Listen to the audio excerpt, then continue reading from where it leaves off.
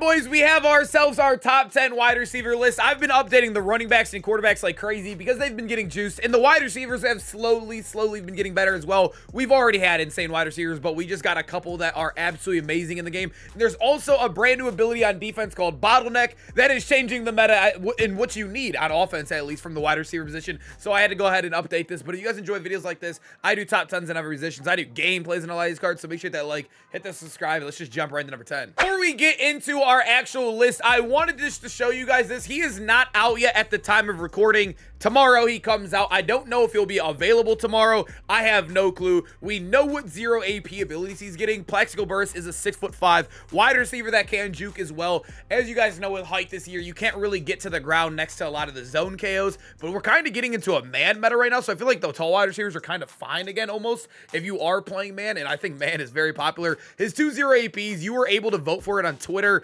and it's the top 2 ones voted. You can see it's going to be route tech and evasive. He's going to be a good wide receiver. He's going to be free as well, but like I said, I can't throw him in the top 10 yet because I don't know if he's going to be available tomorrow, if it's going to take weeks to get him. I have no clue, but I just want to throw here. He's probably top 10 if he's available tomorrow. Let me just say that. Number 10, I do have a little bit of a slower card right here in Greg Jennings, but I do think speed is so easy to get, even if you're not running a theme team nowadays because of all the, the power run, the balance cam. So if you are worried about speed, obviously Greg Jennings, you can get up to 99 so easily. Even like nobody spent count, it's very easy to do so. But he comes with like so many discounted ability buckets.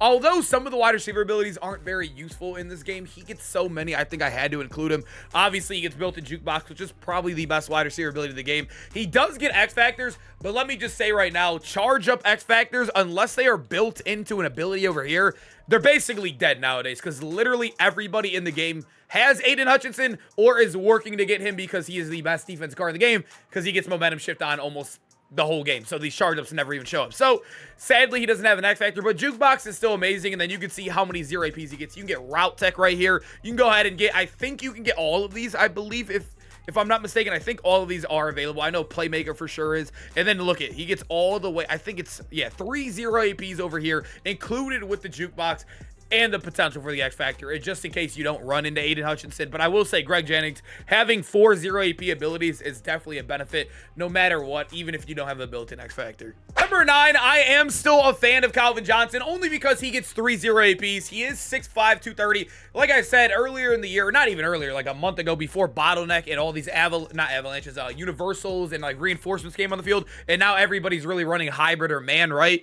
A guy like Calvin was starting to fall out the meta because the tall wide receivers did not get down fast enough in the zone meta, but I feel like he's still very good in both. I mean, like I said, you got to play differently with tall receivers. You got to go with some high balls. You got to target on the sideline a lot. And Calvin's so amazing. He's 99 in every stat. He's 6'5", can still juke, gets red zone threat built in, and then he gets his, I will say route tech for 1 is annoying, but you probably want to use it. You have so much AP on offense anyways, especially if you're using Brady. And then Jukebox for 0. Calvin is just a card that always plays amazing in game. Yes, he'll get annoying, like, not fall down to the ground slide animations while catching sometimes, but he's still amazing. I felt like there's not really many other cards really competing him to be this high up in the top 10, right? Number 8, we got that golden ticket, Justin Jefferson. Yeah, I have not done a top 10 wide receiver list in a while because Jay Jettas, he was not even in the last one. So I needed to update this ASAP. And you can see he's 99 in almost every single stat as well. I don't know if the guy that made him boosted any blocking stat. I know that's sometimes a big deal to people. It looks like this guy just boosted spin move and juke move, which we would have loved to see probably the run block and whatnot. But I will say they did give him the good 0 APs.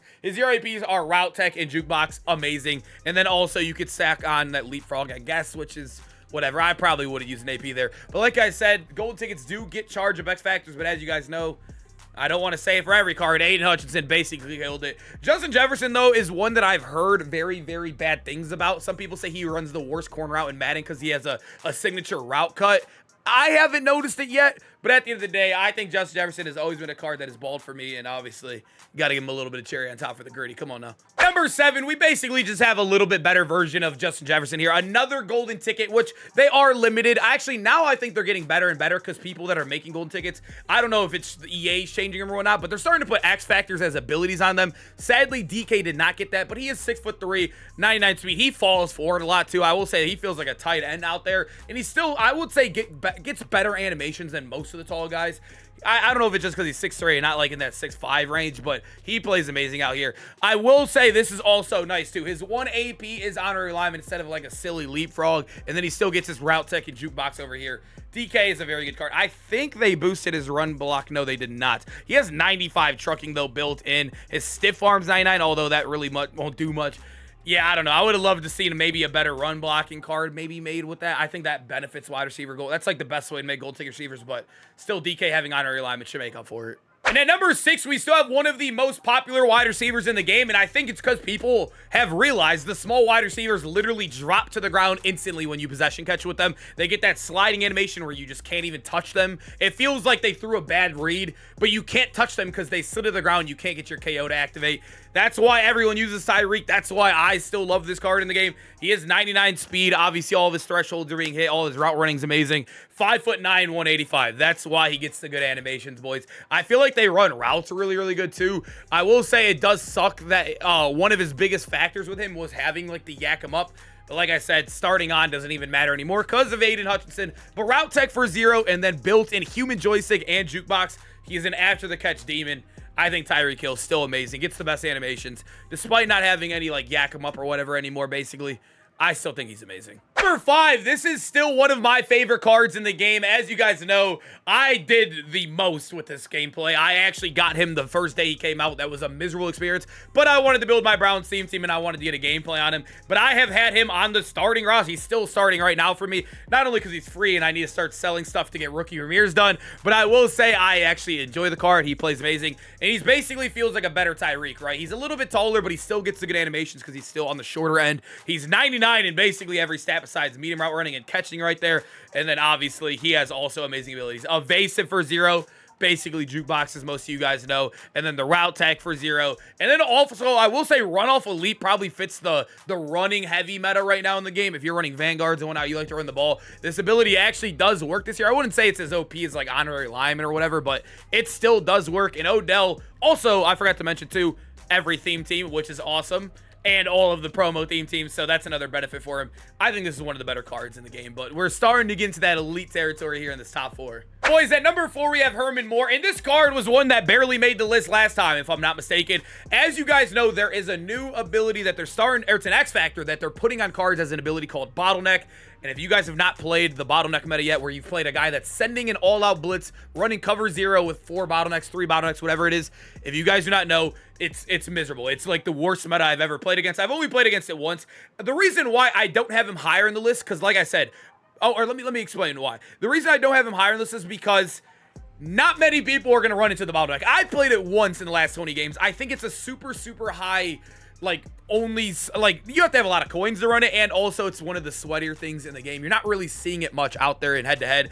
But the reason why Herman Moore cancels it out, there are 2 X Factors that you need to have built in that completely destroy bottleneck, or at least help against it, and it is max security and double me. He has max security built in, which is nice. Shout out my guy Dill. If you guys know Dill, another Madden YouTuber, he actually figured this out. I believe max security and double me are the only ones built in, and Herman Moore is one of 3 cards in the game. Evan Ingram, Herman Moore, and another guy in this list. So I think that is a definitely value within itself. And then he also does get jukebox and also route tech for 1, which is really, really nice. But like I said, being able to counter the meta, I think that's a big deal. I didn't want to rank him higher because, like I said, no one's really running into it yet, at least yet.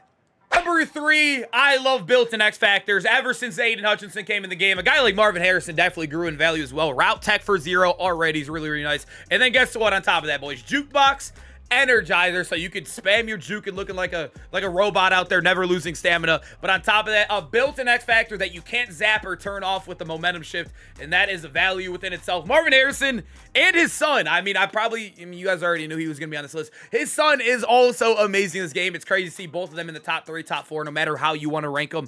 Marvin Harrison's insane. A really good card that's actually not crazy expensive as well. I think a lot of people should have him on the team, especially if you love that yak him up RPO bubble style play. You know what I mean? Number 2, I got Sedarian Lamb. And some people might argue him at number 1. Only reason why they might argue him at 1, the same thing with our guy Herman Moore.